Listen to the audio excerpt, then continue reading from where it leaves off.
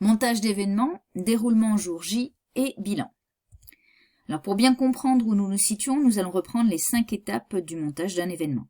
Dans cette vidéo, nous sommes aux 2 dernières étapes que sont le déroulement du jour J et le bilan.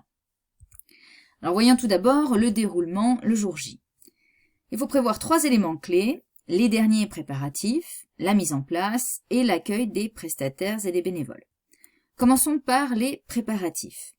Il s'agit de prévoir une réunion de briefing qui pourra avoir lieu donc la veille de l'événement ou le jour J si cela démarre tardivement, avec l'ensemble des protagonistes de l'organisation, c'est-à-dire les grandes fonctions comme l'administration, la communication et autres, et non pas les bénévoles ou les prestataires. Il est important de penser à prévoir un café pour détendre l'atmosphère et mieux travailler. Les objectifs de la réunion sont les suivants. Le rappel du déroulement de l'événement, avant, pendant, après, avec un document personnalisé appelé cahier d'organisation. La répartition des tâches de chacun pour la mise en place, le jour J et le rangement les jours suivants, le qui fait quoi. Et enfin, on prévoit un temps d'échange et de questions.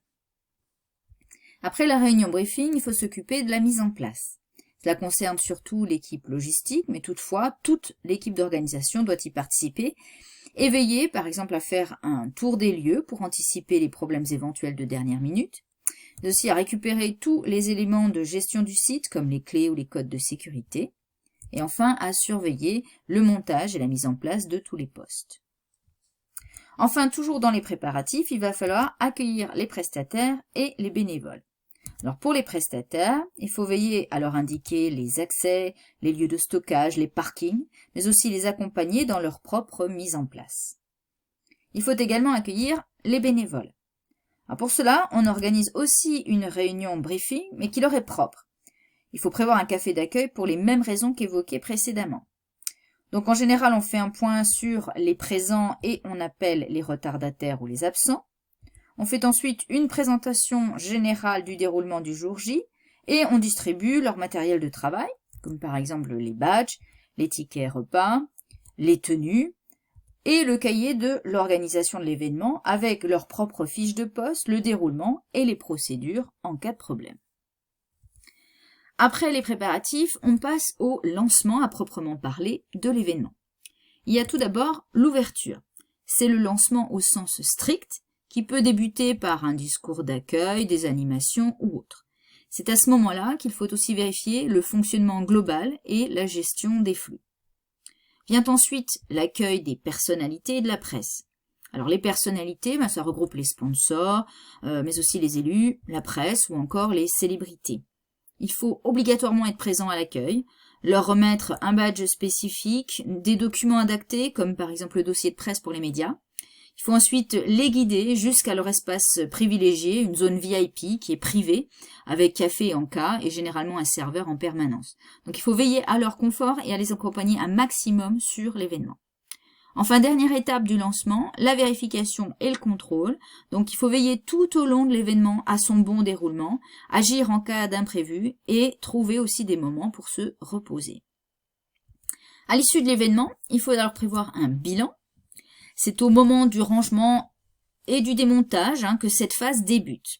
Alors, elle permet tout d'abord de dresser ce qu'on appelle un bilan à chaud. Même si on est fatigué, c'est très important de le faire immédiatement car tout est frais dans la tête. C'est un travail précieux pour la suite. Ensuite, on dresse un bilan beaucoup plus complet pour chaque domaine en commençant à réfléchir sur une évolution de l'événement.